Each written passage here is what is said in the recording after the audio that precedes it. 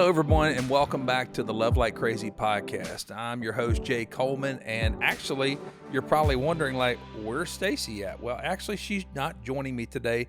We got a little bit different show that we're going to get into here in just a moment, and I'm going to tell you all about our guest today. But before we do that, I want to thank everybody for being a part of the Love Like Crazy podcast, and thank you so much for the comments you've left, the different reviews that you've given us. And if you are enjoying this content, don't forget, like, subscribe, share, help us continue to build this podcast. Is our mission, and who we are is all about building a stronger family and a stronger marriage. Well, today we are having a little bit different episode. We're going to be more or less what I would call, just guy talk, hanging out with my sons, and we're going to talk about some different things.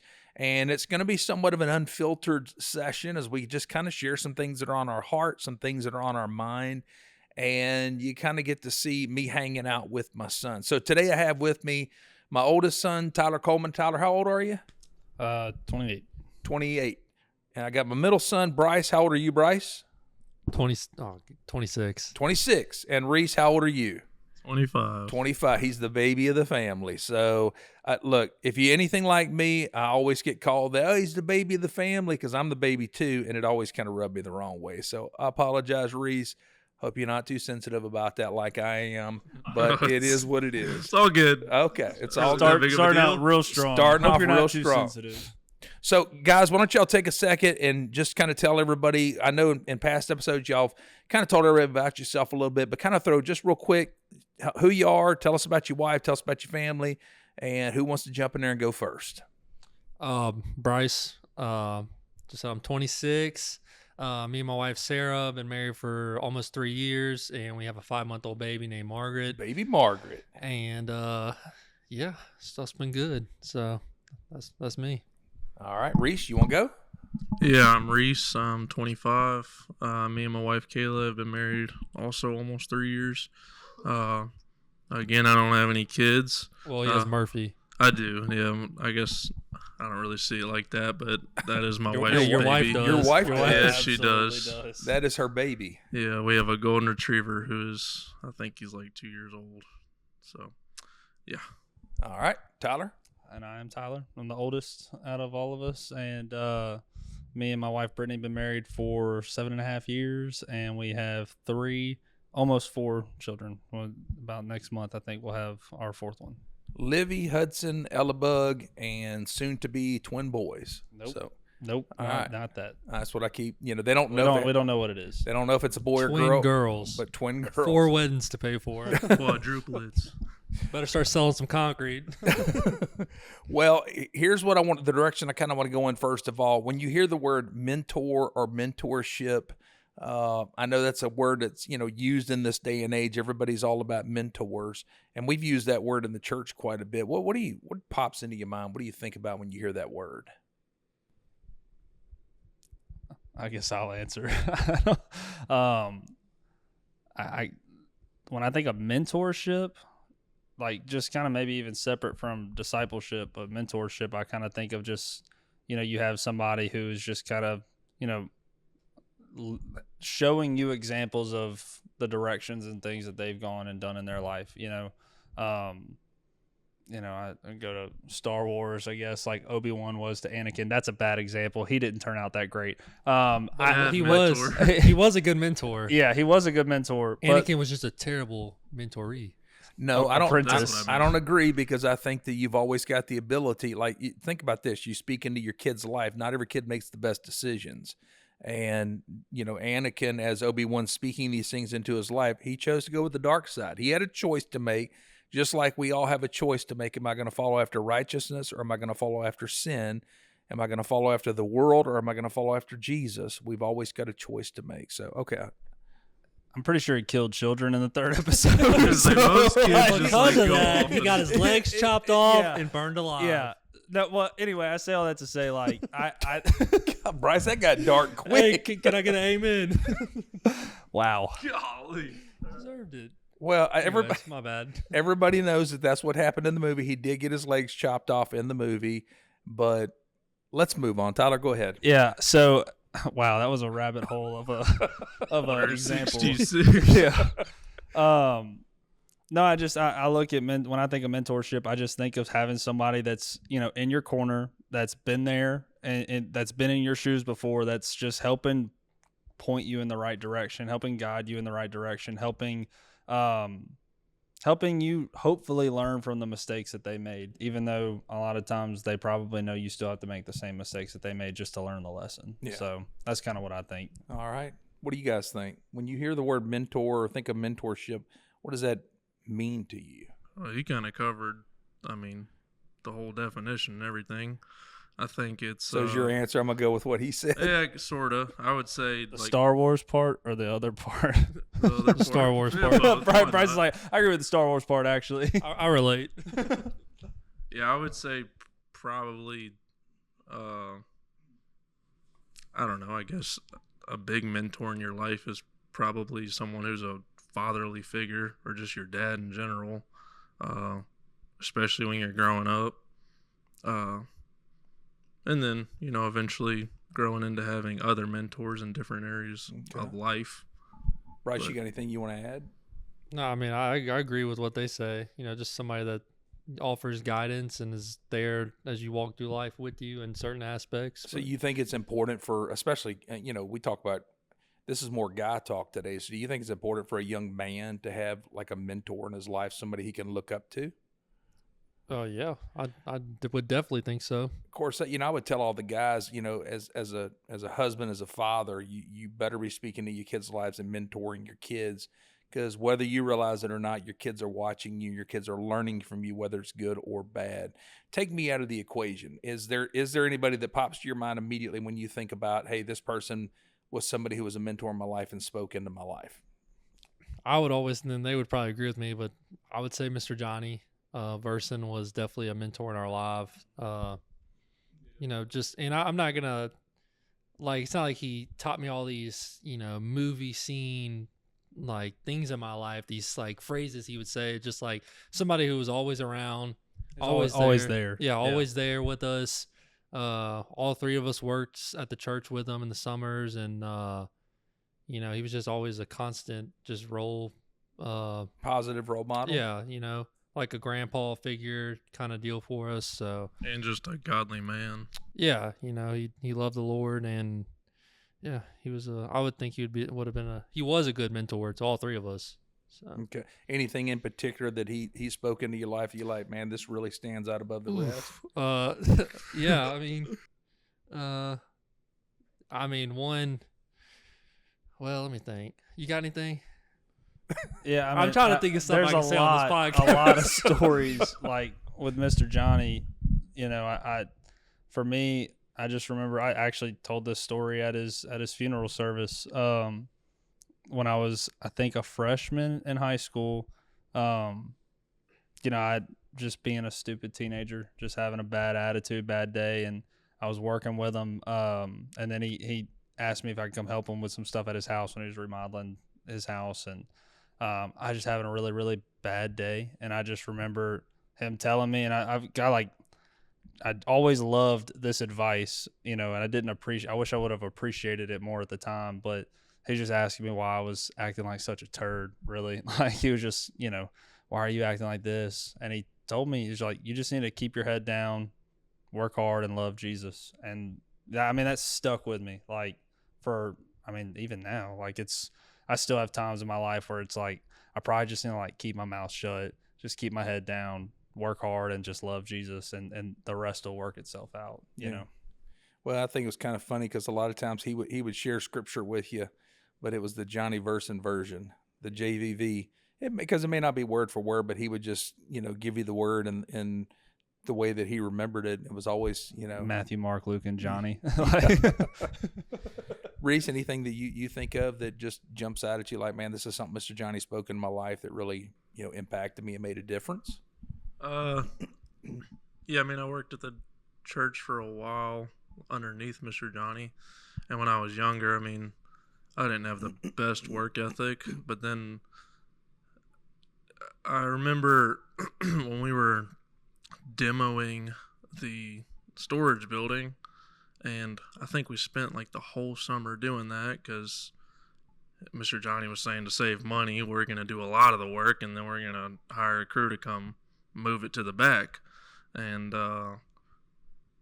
yeah, I just remember stripping copper out of the walls. That's one. But also, Mr. Johnny was trying to get that bonus. What did y'all do with the copper? well, he told us to go strip it, and he said we can all split it. No. So, It was either that or it was going to go in the dumpster. yeah, It wasn't yeah, pretty reusable. much. But yeah, I just remember him kind of. That was, I guess, that first time I just remember like being really taught work ethic.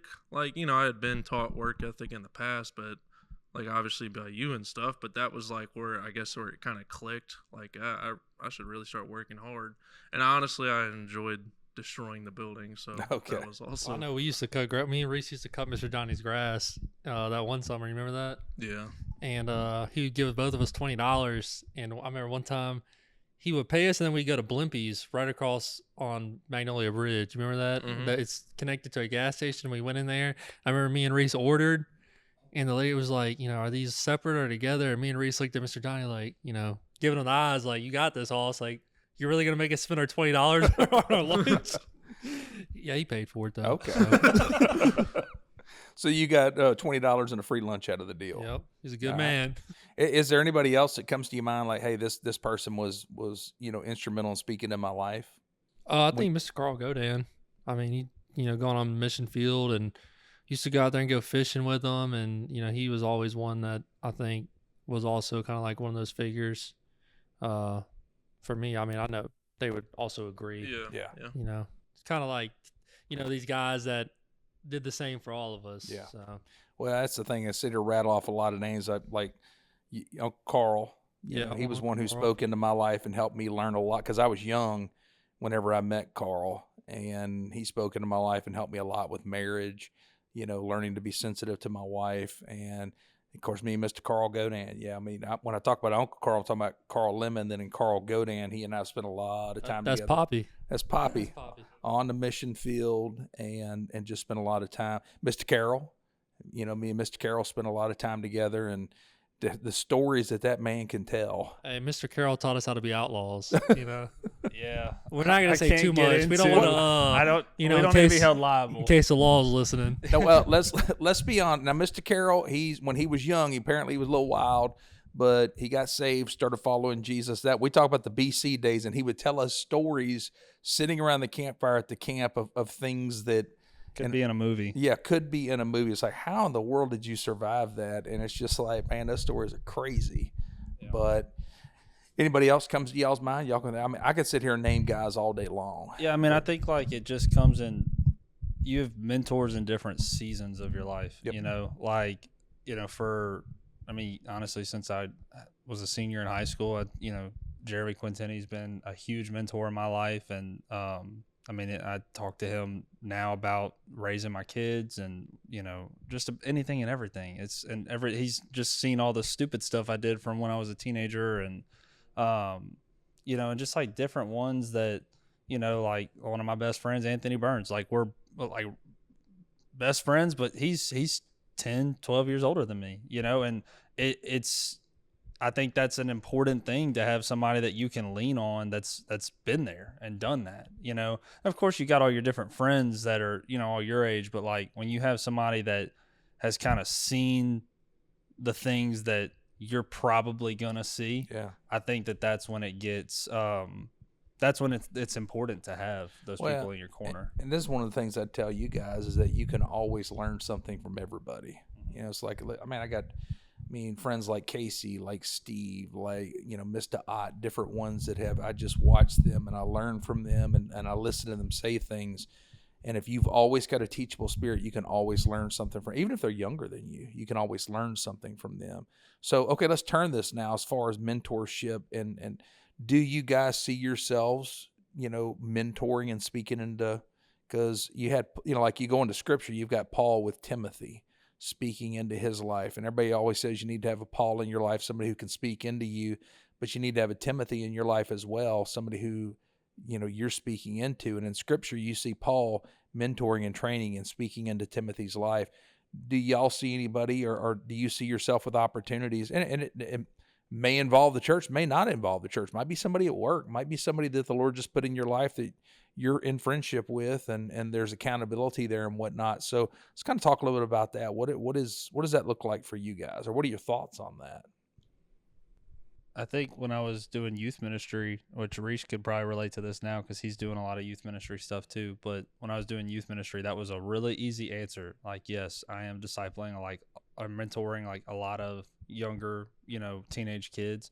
And then now, like recently for me, it kind of has transitioned into, I've got some of the ones that even were in youth when I was there. Now they've graduated, and some of them have gotten married, and, and I'm still able to pour into their life and have an influence in their life. And then outside of that, with like, younger ones that are trying to like, figure out what they want to do with their life. Some of them are starting their own businesses, and, they'll call me and ask questions about stuff. And, it's just an interesting dynamic. I think that has kind of really come to light more in the last year and a half or so, where all these ones that I kind of watched grow up, like now they're like kind of starting their life,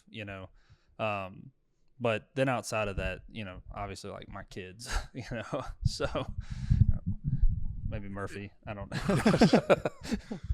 Yeah, I would say Tyler's kind of, obviously he's not the youth pastor anymore. He kind of stepped out of that. So all the kids he was over are a lot, graduated high school. They're older now, but I'm still involved in youth, and I have been for a few years now.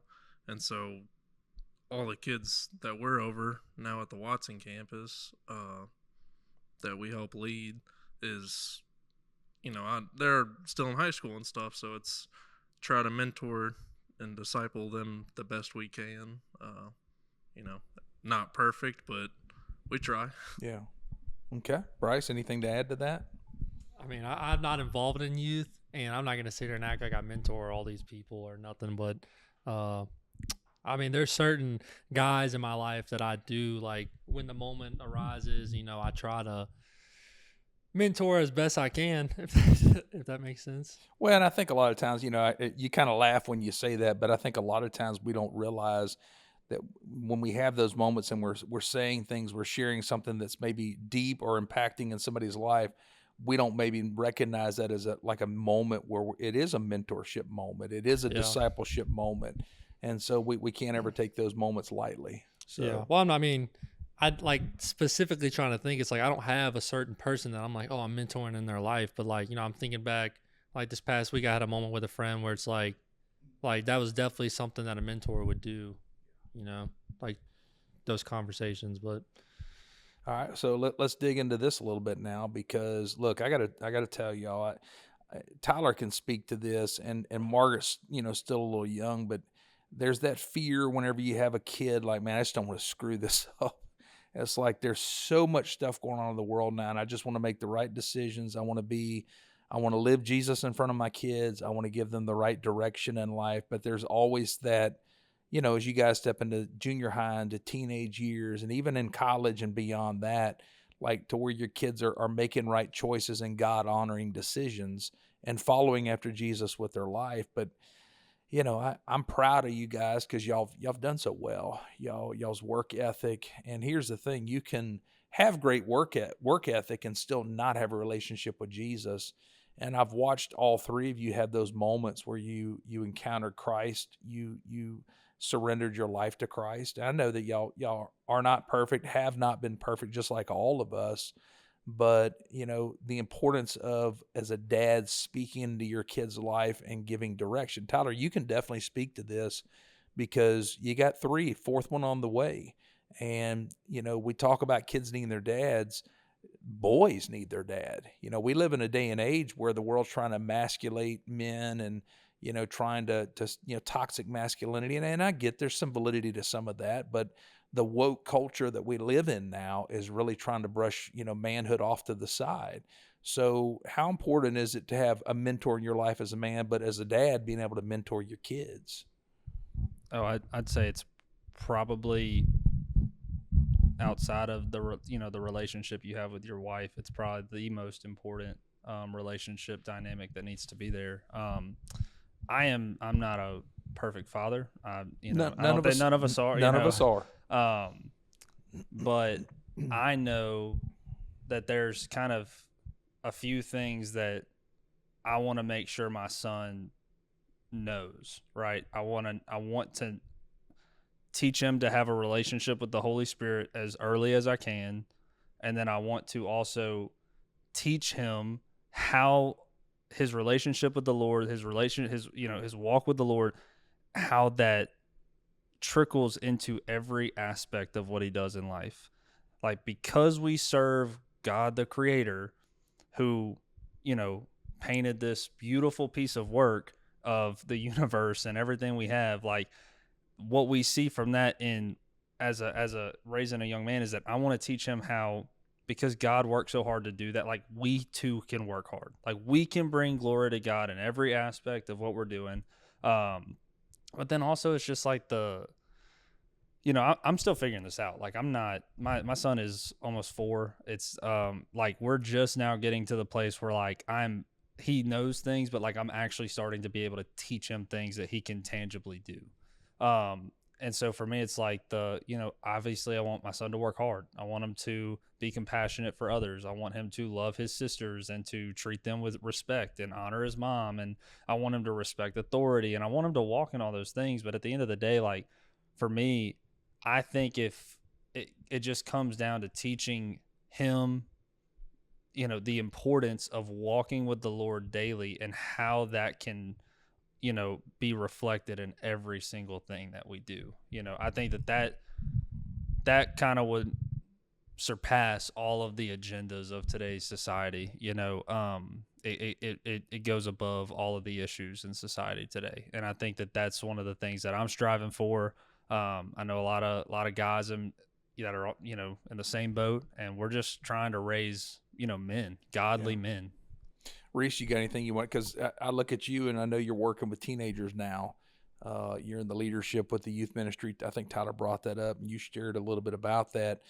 And interacting with these teenagers, junior high school, we talk about being able to spend time with them and teach them how to be a man. I know there's a lot of single mamas out there, like, how do I teach my son to be a man? You want to speak to this a little bit about the importance of teaching them not just to be a man, but be a godly man? Yeah. I mean, all of these boys that we help minister to, some of them, it might be their first time at church. They have no idea what we're even talking about. They don't even know what being a Christ follower is. And so eventually, I think what's important first, especially in youth ministry, is becoming their friend first and kind of getting down to that level. Like, obviously, I'm older than these kids, but I think it's very important to become their friend first, and then you get that ability to mentor to them. Because if you don't get down to their level and become their friend first, you're not going to know these kids. So if I get down to their level and I can cut up and we can joke and kind of just be stupid together, go outside and play basketball or play these games in service, then eventually they kind of start talking to me like a friend. And then you build a friendship, you build a relationship. And then it kind of gets to the point where, okay, well, now that we're friends, now that I can mentor to you, I can disciple you, and here's what the Lord has to offer. So, yeah.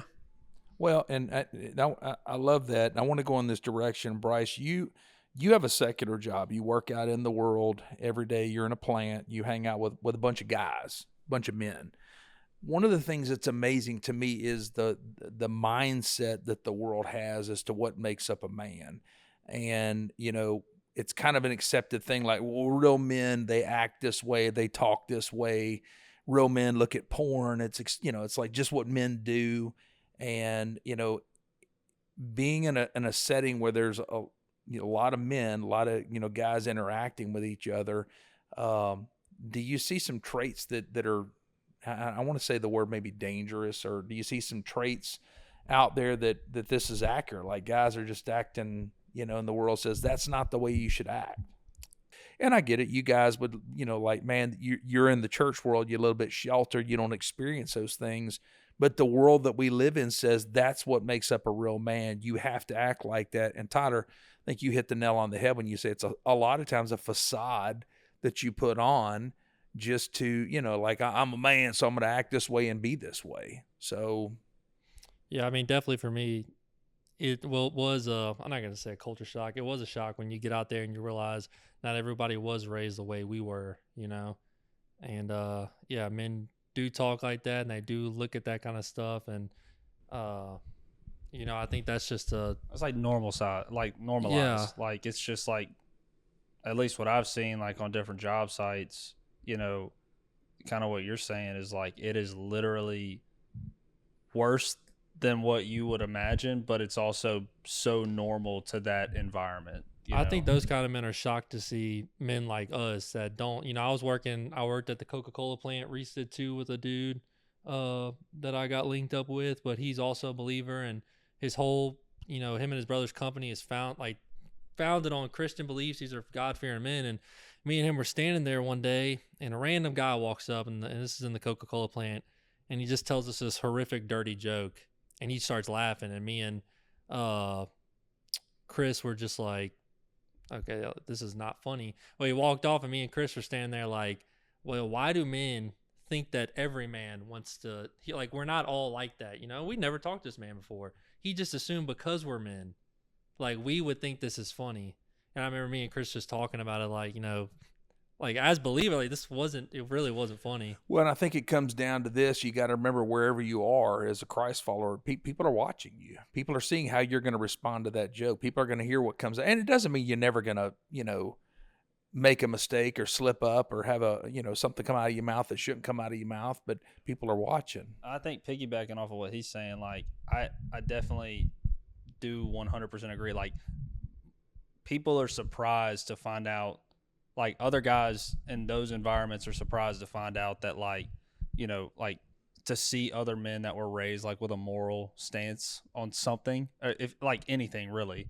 Like, I mean, one of the things that when I was going on these job sites, I started talking to all these guys, and you know, the biggest thing they asked me, you know, about my life, and we're just talking, and, you know, like, every other word is a filthy word or whatever, but the biggest thing that was culture shock was they'd ask, you know, how many kids you got? And I'd tell them, like, well, I got 3 and 1 on the way, you know, and the one question was, all from the same woman, you know, like, and it's like shocking, but that question was not like specific to one, you know, person. That was something that was asked like all the time whenever I would start talking to these guys. And then, you know, but I do think like it is in some of those unique opportunities where like people notice the difference in how you're acting, and that honestly opens the door for a lot of like really good conversations that I've had with people about my walk with the Lord and stuff like that. I know for me, you know, talking about culture shock, before I stepped into ministry as my occupation, I sold insurance for a season. Worked for Mutual of Omaha and sold insurance. And I remember, you know, 18, 19-year-old young fella working for this company, and went into started working in this office, had my desk, and went into the restroom and needed some soap to wash my hands, and there was a stack of Playboy magazines in there.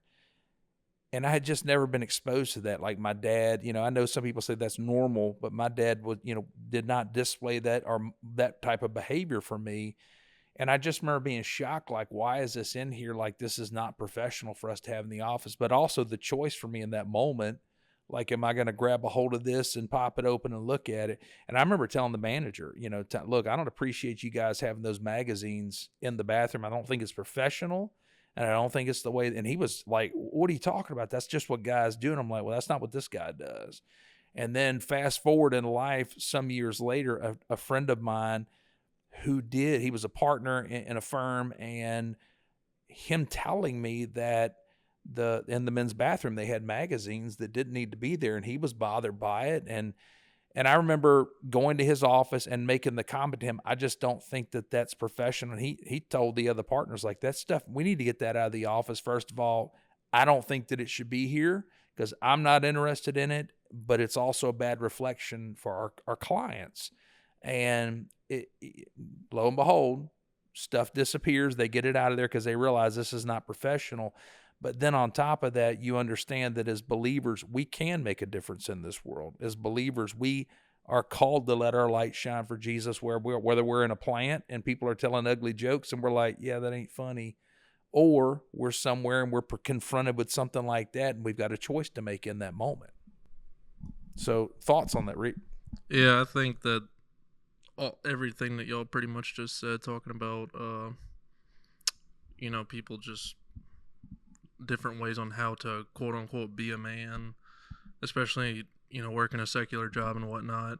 And then also the magazines and pornography and whatnot. I think that all starts with having the right father figure in your life. I mean, because if you grow up and you don't have a fatherly figure that's, a godly man in your life, and they're showing you quote unquote how to be a man, and it's just gonna. You think a lot of times guys just replicate what they were taught. Yeah. In other words, like Dad taught me this, so I'm going to teach my kids this, and on and on and on. Yeah. Yeah. So, and it's a generational thing, and if you don't, you've preached on it before, and Jeremy's preached on it before. If you don't stop and change that generation, then it's just going to keep going on to your kids and their kids and so on, and nothing's ever going to change. So if you don't put your foot down and say, we're not going to do that, I'm going to have a house of, I'm going to have the Lord in this house, then nothing's ever going to change. Your kids are going to see that, and then it's just going to keep going on. Right. Well, and I think that it's a lot of times we don't understand the power of an example that we set. And, we don't realize, I said this earlier, that maybe people are watching and people are realizing and seeing how we're going to respond if we just fit in. The Bible, everybody loves to quote, we're in this world, but we're not of this world. It's exactly right. We're residents here in this world, but really this is not our home.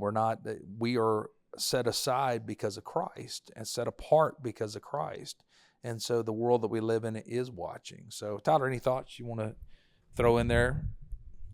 Yeah, I mean, I think kind of going off of what Reese was kind of elaborating on is just, I think one of the biggest things that, you see now is that lack of that father figure or fatherlessness, and which I think could even tie back into what we were talking about with mentorship and like why it's so important for, Christian men to be pouring into and investing into other Christian young men. Okay, so what do you say to a single mom who they don't have a father figure for their kid? What do I do? Find a God-fearing man that you can put your kid around, like your son. I mean, I can't tell you the amount of, teenagers that throughout the years that, I mean, I just saw such a life change whenever they, their mom would reach out, and I'm just there. I'm just like trying to be obedient, like disciple these kids, but like the amount of shift that came in those kids' lives. Like I didn't do a lot of things right, but I knew one thing for certain was that I wanted to be there for that kid. Right.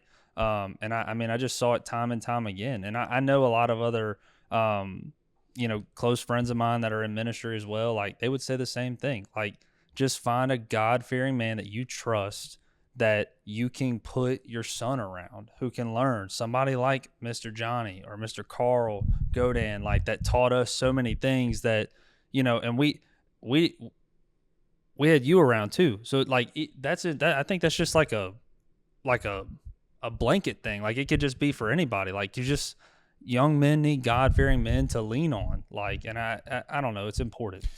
Well, let me ask you this. What do you think the biggest struggle amongst men or boys now is? It's like, I mean, Bryce, you work out, like I said, you work in a plant, you're around guys all the time.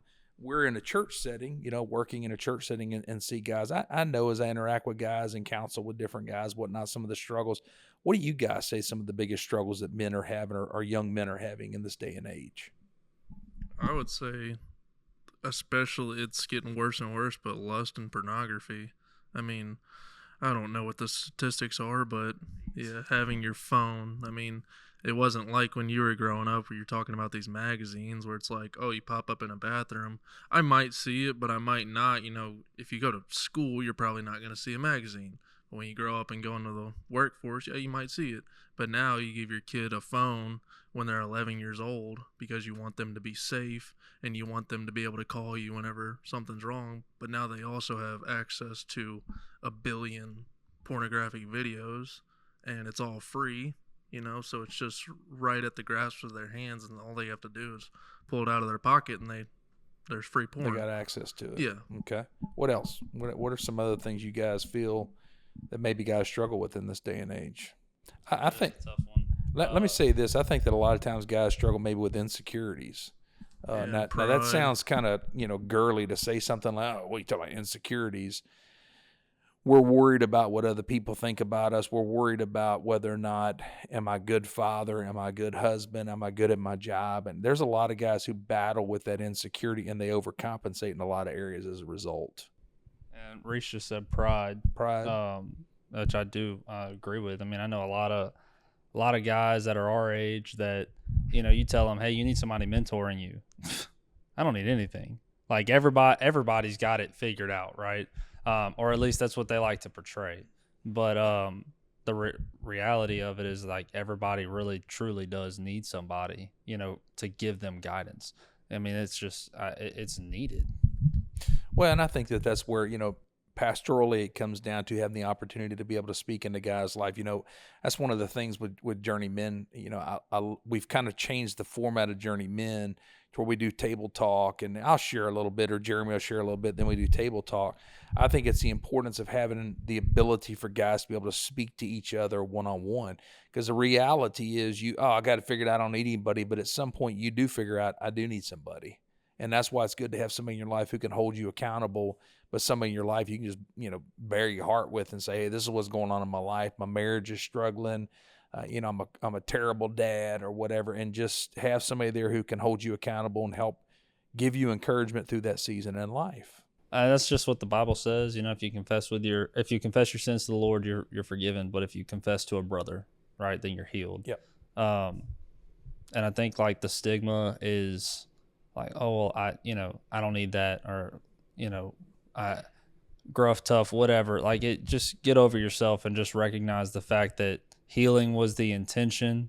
Like, from everything that Jesus did, it was healing to the sick, healing to the blind. Healing was the intention, but ultimately healing to the heart.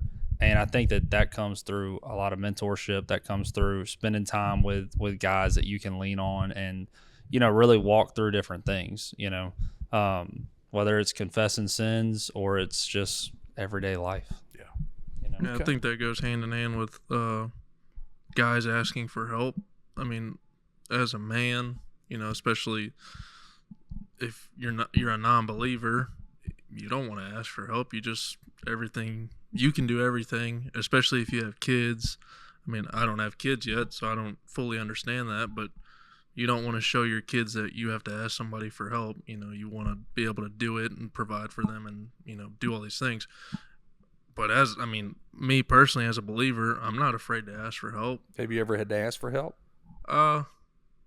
Nothing pops up. Bryce has never needed help with anything, actually. I don't like to ask for, I'll sit here. I'm a testimony of that. Like, I don't like to ask for help at all. When Tyler just said, a lot of guys act like they're too macho to ask, I need a mentor, I need this and that. I definitely feel that personally, but, I've definitely, gone to Tyler, I've called Jeremy before, like, hey, I'm struggling with this. So, I definitely think, yeah, it's really important to have somebody like that in your life. Yep. Okay. All right. Anybody have anything else they want to add, or anything else you want to talk about? Want to air it out? I'm shocked that you guys didn't roast me a little bit during this episode. You asked us very serious questions. Yeah, this was way, just now we didn't have anything to ask about. Like, I'm kind of smiling. They're dead serious. I'm like, I don't even got nothing to say to that. Well, and I think we kind of, I went into this thinking we were going to cut up, and it just kind of took that turn. Like, hey, let's talk about mentorship and a little bit more serious, all right. So anything you want to roast me about, Bryce? No, I'm good. Not right now. Let's get off mic. Not live. Yeah, as soon as we cut these mics off, I'll get you. Well, I tell you what, I've had a good, thank y'all for being honest today and just kind of open. And, you know, I've enjoyed having you guys with me today. Maybe we need to do another one of these. I think it'll be a lot of fun just to kind of get together from time to time, have some guy talk. And what I appreciate about this is there may be some single moms who are listening, and maybe they kind of glean some things off this that they can utilize in speaking in their sons' lives and help getting them around some men who can help point them in the direction that they need to be a man. Okay? All right, guys. Thank y'all. And I want to thank everybody for being a part of the Love Like Crazy podcast today. I know that this episode was a little bit different. I hope you've enjoyed it. As always, please like, subscribe, share, leave us a comment, give us a review. And as always, I'm Jay, and this is Love Like Crazy.